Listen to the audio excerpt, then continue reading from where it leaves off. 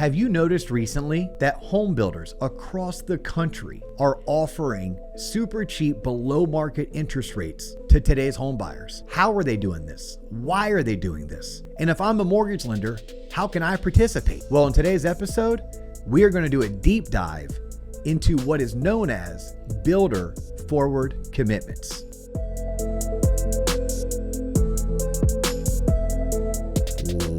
Ladies and gentlemen, boys and girls, children 18 plus, you are tuned in to the Loan Officer Podcast with me, Dustin Owen, and my main man, JC John Coleman. Yo, what's popping? New year, new you. Coming up, right? Right around the corner, John.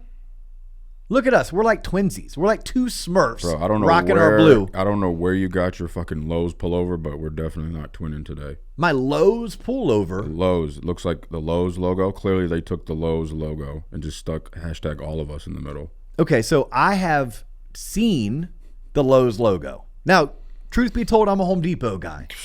From age 18 to 22, I worked at Home Depot. So it's like Target. Is that like Target versus Walmart? Fuck no. Come on. What? I'm serious. Which one is Would Lowe's? you ever compare Target? No. It's like Target versus Target. It's the same store. Okay, meaning you couldn't compare Target to Walmart. They're two separate stores. Two separate experiences. That's what I'm saying. So which is Lowe's like Walmart and Target is like Home Depot in your heart of hearts? No. It's like Lowe's is like Target and Home Depot is like Target. That is not the case. I don't know what Home Depot you're shopping at, but yes, do continue. Okay, well, I worked at Home Depot for 4 years. I'm still loyal to the brand. I don't know. I'm still loyal to the brand. Man, I used to buy stock. I was 18, 19, 20 years old, and I was having a portion of my paycheck taken from me ESPP to purchase. Yep. Mm-hmm. And is it still vesting now? How much is it worth now, Dustin? Well, that money's long gone. It bought an engagement ring. It helped pay for a wedding, and it paid off a computer that I financed when I went to college. Shout out errands. No, I did not. I did not go to errands to rent. I took out a student loan to purchase a computer in 1997 from Gateway. And I only paid interest on that student loan for 4 years. So by the time I graduated, I still owned. Check this out. I dropped back in 1997 $3,000 for a for a computer in 1997. Yes. So anyhow, so you're pointing out, you're making fun of my shirt. Yes. Okay. If you're not tuning in on YouTube, you're totally missing out. And this is my call to action. Mm-hmm. Stop what you're doing. Put pause on Spotify or Apple. Go to YouTube, The Loan Officer Podcast, and subscribe. It's a favor to me. And we're still in the holiday season, so this is the giving season. 'Tis the season to subscribe to the Loan Officer Podcast YouTube channel, because Dustin loves to see those subscriptions tick up. But yes, visual learner. This shirt is the brainchild of our good friend Greg Scher over at NFM Lending. Shout out Greg Scher. Okay, and I received this t-shirt because my girl Donna, who works for Greg at NFM Lending. Yeah, Donna, if I could pronounce your last name, I would say it. It's like Trajewski. Okay. And it's Donna spelled Dana, so to really just flub you up. Okay. But anyhow, Greg, probably about 9 months ago. 9 months ago, he got sick and tired of this, like, brokers are better. No, credit unions are better. No, the consumer direct model is the best way to go. He said, no, it's all of us. We all have the same mission. And that mission is to promote homeownership in the U.S. That mission is to serve our communities, serve home buyers, and help them come up with the right financial solutions that allow them to qualify to purchase real estate, because, by the way, nobody wants a mortgage, but not just qualify to purchase real estate, but to also obtain the right home loan that allows them to meet their financial needs, wants, and goals. Okay, and he came up with the hashtag all of us. Right? It takes all of us. Not one of us is better than the other. He also came up with it for all of us. Realtors or lenders, which is more important and who is better? Clearly lenders. Clearly it's all of us, John. Oh, sorry. Right. Oh, and that was the purpose of all of us. So we had Greg on the show probably 6 months ago, and Greg rolled in and he rocked his All of Us t-shirt. I wanted my own, but I was a little bit picky. Some people call me particular. Yeah. Well, I love long sleeve hooded That's t-shirts. Nice. That's what I was about to say. That's nice. It's super nice. You made fun of it saying it was like Lowe's. No, I said if you look at it, it's a house. It's the same color as Lowe's, and it has like that outline of a home. Yeah. Well, anyhow, shout out to Greg. Shout out to Greg Donna, for sending one. And shout out to the All of Us movement. I'm so happy to be able to rock that brand. Just like you see my hat, I'm locking loans, but I'm rocking the lower brand. I love this hat, and it just happens to match the shirt I'm wearing. I'm proud of you, man. You've really stepped up your game from when I first met you and the way you used to dress to like how you're evolving now. It's really shown that I've clearly rubbed off on you. You have 100% rubbed off on me because you told me to quit dressing like a snooty mortgage banker. Dressing like a 57-year-old deacon pastor from some old Baptist church because your shit was like 5XL. That's the way it looked. With shoulder pads. I have tailored suits. That's a problem. Tailor them some more. You can't add material, but you can damn sure take that shit away. John, the mortgage industry has been in a bit of a recession, a little bit of a funk. Look into my eyes and tell me how much I care, Dustin, about y'all fake recession. Oh my God, cue Bryan Adams. Look into my eyes. I wish I could sing, but you remember that from what soundtrack was that? I don't know. Robin Hood. I think it was a Robin Hood soundtrack, probably circa like 1992 or 1994. Yeah. Of tights. But anyhow, all right, let's get this show on the road. We promised builder forward commitments. We promised dropping some knowledge. It took you like 4 times to get the intro down. You don't have no idea what you're talking about, so go ahead. Just dive right into it. Before I dive right in, guess what? What? We got to give a shout out to our show sponsor. There it is. Hey, today's episode is sponsored by our friends over at First Home IQ. Yep. Shout out to Dave Savage, Kristen Masterly, Todd Bookspan. If you are a mortgage or real estate professional and you are looking for great ready-made for you content so that you can go into your local communities and serve by being a financial literacy coach, First Home IQ is your jam. Check out what it means to be a partner of First Home IQ. If you're looking to make a donation, right? You're like, look, I don't need the educational content, but I believe in supporting any organization that's a not-for-profit that wants to better educate the communities that we serve in real estate and mortgage by teaching them the basics of personal finance. Consider making a donation to First Home IQ. Their website, firsthomeiq.com. Well said and played, Dustin. Go ahead now. All right. So today we're going to talk about builder forward commitments. And it is all the rage. All the rage. We first started really experiencing these about 2 years ago. And like any trend, it takes a year or years before it becomes mainstream. Yeah. Like think about what we're doing at T-Lop. We're so far ahead. We're about to pass you twice. Huh? That's a lyric. Never. Here we go. What? Now I mentioned Bryan Adams. Who are you going to throw at me? I don't know. Okay, well, if you don't, you know what? I'm so far ahead New of rule. you, I'm about to pass you twice. They all recycle each other's lyrics. New rule. Okay. You can't recite a lyric unless you know the artist. Fair enough. All right. This is going to turn out well. What I was saying is that just like with T-Lop, right? We started in 2020. By 2021, we had like the underground fans, right? 2022, those underground fans started to share us with some more mainstream people. By 23, audience grew a little bit more. 24, this has kind of been like our coming out party a little bit, but 25 is when we go mainstream. Okay, so builder forward commitments aren't a new thing, but they have become mainstream since we've seen mortgage rates go from 3.5% to 8%, back down to 6%, and now back up to 7%. Since we've seen home prices not go down, but continuously increase, even if only at 3 to 5% per year, as we've seen affordability become a major issue, right? Desire to purchase real estate and own a home is still at a very high level. The issue is its desirability attached to affordability. And then we are still faced with an inventory crunch, and we're going to continue to be faced with an inventory crunch. Like I don't have anything in my crosshairs, anything that I look out 12, 24, 36 months that tells me that poof, something magical is going to happen, and then there's going to be all of this excess inventory. And it would take excess inventory to actually drive home prices down. So you have demand, but you're struggling with affordability. Yeah. You have demand, but you're struggling with inventory. Well, what's a way that you could potentially solve for the affordability issue while also the inventory issue? Well, if you're a home builder, you control the inventory because you can go out and build or create new inventory. In fact, if you want to know how we got to where we are with this massive inventory crunch, you can start with the home builders.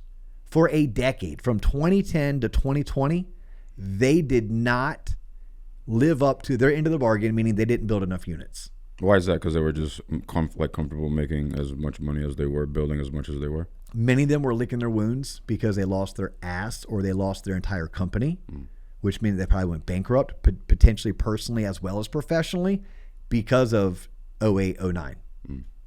Now you have other issues, right? I mean, if you can't acquire land cheaply, if you can't develop that land at a profitable manner, if there's zoning and zoning restrictions, and there's restrictions with your ability to get permitting, or it becomes too expensive. I mean, look, at the end of the day, any of us are only going to go to work if we can make money. A home builder is only going to build a house if they can make money. They have to mitigate their risk. They also have to come up with the funds for the project. So like if lending got tight for home builders in 2010, 11, and 12, because banks were licking their wounds because they lost their ass because of the number of home builders that went out of business in 08, 09, it's a bit of a what came first, the chicken or the egg, round robin, merry-go-round type dance. But at the end of the day, we just didn't build enough homes. Okay, that's the main reason why we have such an inventory shortage. So what has been transpiring since mortgage rates doubled and affordability became, less affordable, right? Less attainable, is the builders are like, gosh, how do I find a way to yes? And it's interesting. Like, I run my business this way, find a way to yes, right? The answer should never be no. It should be how. Now, you might not like how we're going to do it, at which point we choose not to. But we're going to find a way to yes. Builders were like, hey, find a way to yes. And here's what they started asking themselves. I have this home currently listed at $400,000. If I dropped the sales price down to $375,000, then would that payment be more affordable, and would that attract the right buyer into my community to purchase my home? Well, you start running the math from a mortgage standpoint. Well, 25 grand, we're looking at best, I'm going to do some quick math real quick here, John, but 60, you're looking at maybe $150 best case in terms of a lower monthly payment. $150. So the question is $150 going to be the reason why someone chooses to buy today versus not buy? Right? Getting this home at 400 grand versus 375. Because if you're buying real estate, you should be buying it with 3, 5, or 10 years in mind, never 3, 5, or 10 months in mind. So it's a longer term investment. Kind of like when I invest in my 401k, do I really care with exactly what the market's doing that month, that quarter, or that year? No. My 401k is a long game. I'm 46 years old. I can't touch that money for 13 years. So I still go balls out, very aggressive in my investments, because if the market dropped 40% tomorrow, I'm still not planning on touching that money. So I care more about what the market does over the next 13 years. When I'm buying a house, I care more about what am I going to pay for it monthly? What's it going to take for me to enter into the home in terms of cash to close? And then when I go to sell it in 3, 5, or 7 years, will I be able to sell it for at least 3, 5, or 7% more than what I bought it for? So home builders could have dropped the sales price from 400 down to 375, at which point the borrower or the home buyer would have saved $150 a month in payment. Or what if the builder, through a partnership with a lender, could subsidize that interest rate, and instead of offering a rate of 7, they are going to offer a rate of 4.99. So 4.99. It's sexy. It starts with a 4. That's why we did 4.99. It's a marketing gimmick. There really isn't limited difference between 4.99 and 5, right? I also realized that marketing people have ruined everything in this country. I think in the world too. It's all marketing people's fault. Had I known that I was adding to this catastrophe, I never would have majored in it. I mean, follow the money. At the end of the day, follow the money. I mean, in all aspects. I mean, it's all about making money. It's because money gives you power. Then once you have money and power, you do everything in your to not lose it. To not lose it. And I told you why I chose marketing as my major. No, why? Because I was in line at the cafeteria and I saw like a girl with like a poster board. It looked like you had, what do you call those things? Like not a recital, but kids had like a science fair. Yes. Like a science fair project. And she had like pictures on it and shit. And I said, what is that? She's like, oh, it's for my class. And I said, what's your major? And she said, marketing. Sold. You were like, all I have to do is science fair projects? I thought the shit was finger painting and some other wingdings. I didn't know it had all this other shit. So yeah. I was today years old, John, when I learned that about you. Thank you for sharing. Thank you for sharing. So the marketing component is we're going to offer a rate of 4.99%. Right. But let's talk about the financial component. Mm-hmm. So now this $400,000 house, that's probably a $360,000 mortgage. Well, now you're talking about financing that at 2% cheaper, right? Instead of a 7% rate, you're getting 4.99. Well, what does that do to the payment, right? So if I were to run some quick math, I mean, I'm going to tell you it's like $500 a month difference. Mm. Well, getting someone into a home for $150 cheaper payment maybe isn't going to move the needle, but $500, well, that's a car payment. Right. $500 may be cell phone, car insurance, and Netflix for the month, right? All of a sudden, that's money that can move the needle, right? Give someone a $2,000 a year raise, they're probably happy with you. But you give someone a $6,000 a year raise, okay, they can do something with that money. That could be the vacation they take this year that they weren't able to afford last year. But where's that cost? It has to get absorbed somewhere, because what I'm hearing, it sounds like when restaurants and places do happy hour, we'll give you 2 for 1 to get you in the door, but because we want you to buy all this other food here, like where does that leave the builder? Well, at the end of the day, like, I mean, yeah, let's call it like we see it. The home builder is going to have to pay the lender an upfront fee in order to purchase that money. Right. Okay, so that's where the builder forward commitment works. So we're going to circle back to that in a minute, okay? Because that's like the technical aspect. Cool. And I'm going to try to teach it and explain it at a very high level and not like as if I am DO, the VP of capital markets over at Lower. Nope, that guy's name is Greg Pappas, you know? Like, shout out to Greg. Yeah. He is the head of capital markets. And you know what's really cool? My previous employer, Waterstone Mortgage, I still today love Bob Salingo, right? Shout out to Bob and Tracy over at Waterstone Mortgage. Like, they're running their secondary department. You know what's cool about life is that when I met this guy, Greg, for the first time, I was like, dude, I like this dude. You know what? Bob worked for Greg back in the day. Yes, and you can see it's kind of like a Nick Saban coaching tree. Oh, yeah. It's like, oh, Bob worked with Greg, and then now Greg runs his show, Bob runs his show. And I had an equal relationship with both of them. Like, obviously, I've known Bob way longer than I've known Greg. But anyhow, I'm going to leave the geeky technicals to the Bob Salingos of the world, to the Greg Pappases of the world. Okay, so I'm going to keep, when I explain that, very, very surface level. But the audience should know that, yes, in order to get that interest rate so cheap, the home builder is going to pay the lender $25,000 for that one transaction. Now, it's not that easy. You can't just like pay $25,000 per transaction. Okay, there's compliance, there's regulation, there's a right way of doing things, and there's the gray way of doing things, and I'm sure there's the wrong way of doing things. And most of the industry is probably going to operate in what is collectively known as proper. There's going to be some that play in the gray, and hopefully nobody's doing anything that is like, you know, not gray, like illegal, like they shouldn't be doing it. But there is a dollar amount that the builder is investing. So where's the money coming from? Well, obviously, like anything, it's built into the pro forma. It is built into the total package. So the builder could have sold that home for $400,000 and made $100,000 in profit.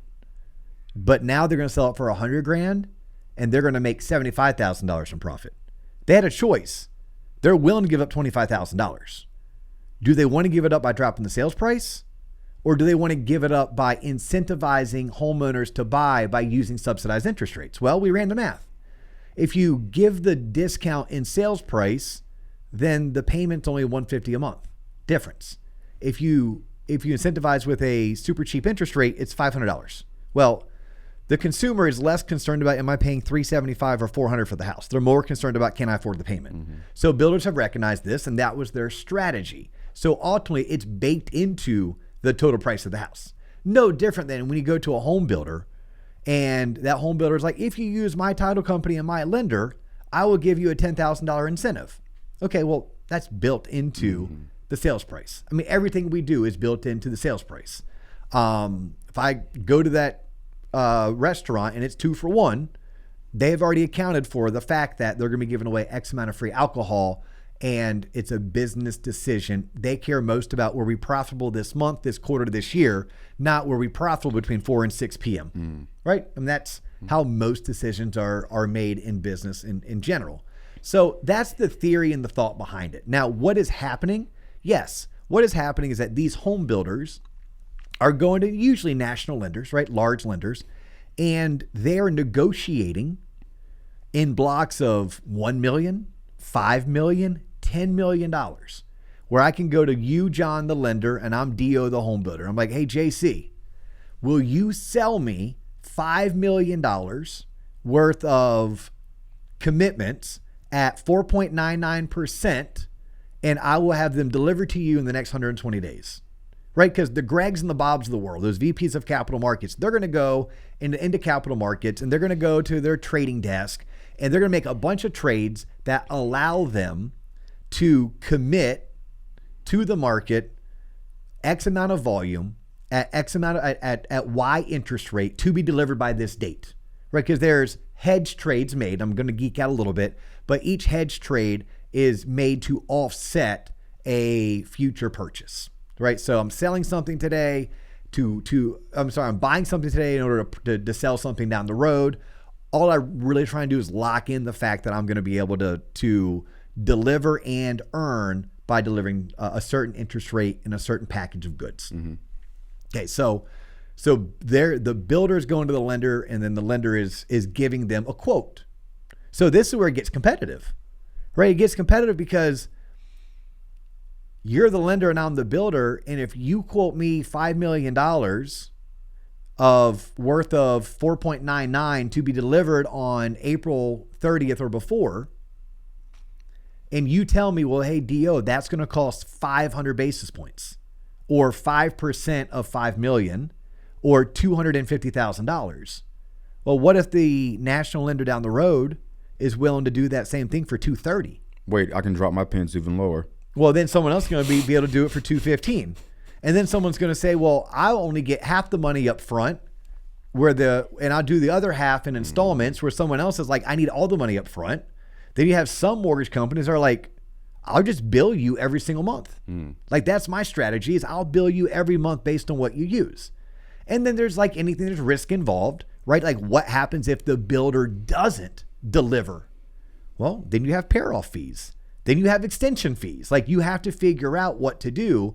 And there's going to be a legal contract that builder and lender executed, because at the end of the day, the lender is trying to earn a certain amount of volume, but they need to be able to make sure they can originate and fund that volume at a profit. And the builder is just trying to negotiate the best deal that they can negotiate for themselves. And that is, in essence, how a builder forward commitment works. It's a negotiation between lender and builder, where the lender is selling to the builder a block of volume, and typically it's like 1 million, 3 million, 5 million. And the lender is locking in a certain interest rate as long as the builder can deliver them that much volume in that set time, but the builder's having to pay the lender for it, right? Because for my LOs out there, like, imagine going to your rate sheet, and currently you go into Optimal Blue or whatever your pricing engine is, and you're pricing to 100, which is par or the closest to it. Well, imagine all of a sudden par pricing becomes 95 on your rate sheet. Where's 95? Like, something that would have originally cost your client 5 discount points, the builder's paying. But see, the builder's paying it without it ever showing up on the LE or the CD.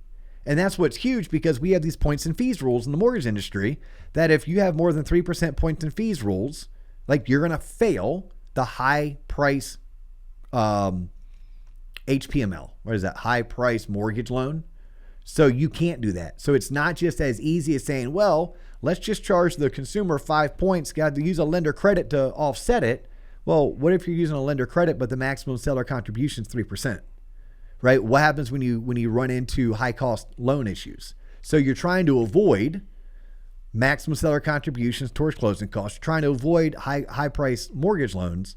The legal way, the way that regulation allows us to do it, is through a builder forward commitment. So we kicked off the episode with, how is this happening?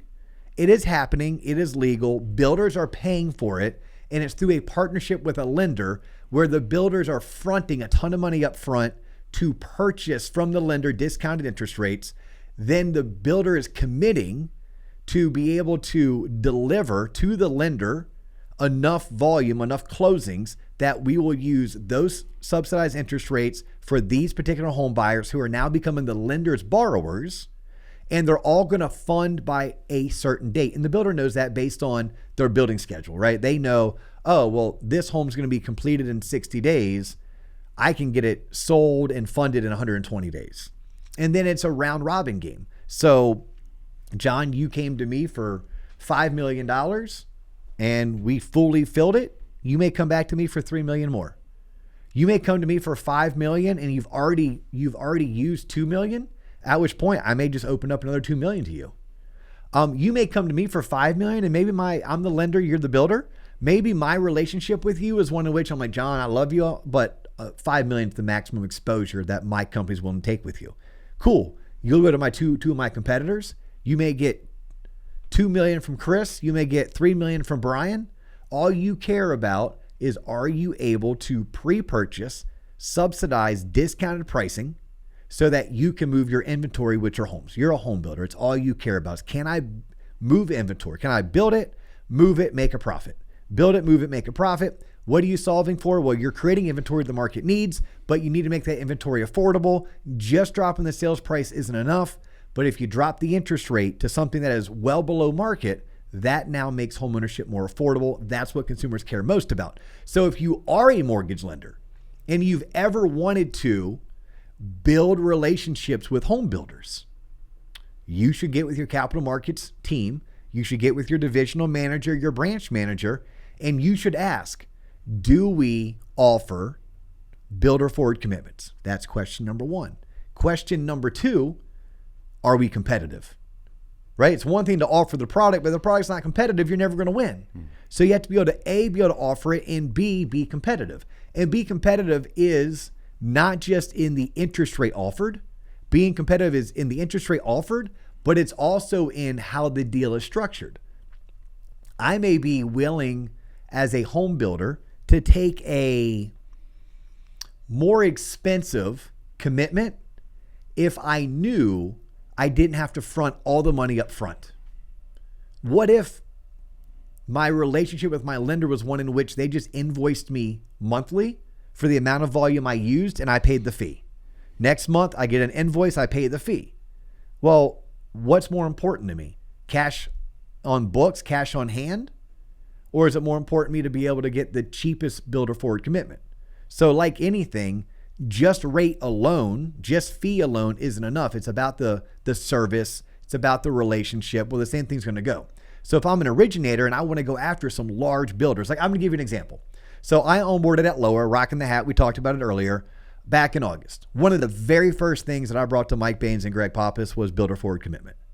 Okay. Because we weren't doing it at the time. We're doing it now, but we weren't doing it at the time. And I wasn't the only one beating that drum. Like there's a great group in Texas, they are beating that drum. There's a great group in Atlanta, they're beating that drum. But collectively, our team heard us. It's like, cool, we're going to do this. Great.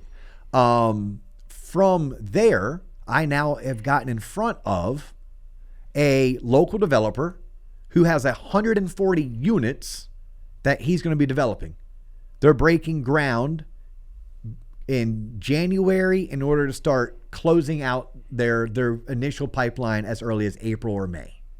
Okay, well, guess what I'm bringing them? Bringing them in a marketing agreement with a builder forward commitment, because I want to capture 80% of those 140 transactions over the next 18 months as they build, right? So like that's something that if I didn't have a builder forward commitment, that conversation that I had with him this morning, it would have lasted 3 seconds instead of 30 minutes. But because it lasted 30 minutes, my branch, my loan officers are now going to have an opportunity just because we're able to offer a builder forward commitment. So if you're a originator and you're wanting to go after a builder business, I will tell you, and we've done episodes on this, the builder business is one of the tougher to crack. Now, once you're in, oh my God.